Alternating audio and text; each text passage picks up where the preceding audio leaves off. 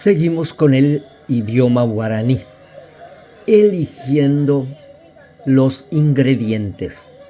Co queso y pora. Este queso es lindo. Ayowase huiti. Quiero comprar harina de maíz. Me dame grasa o manteca. Co cebolla huepora. Esta cebolla tiene lindas hojas. Pe cebolla jep.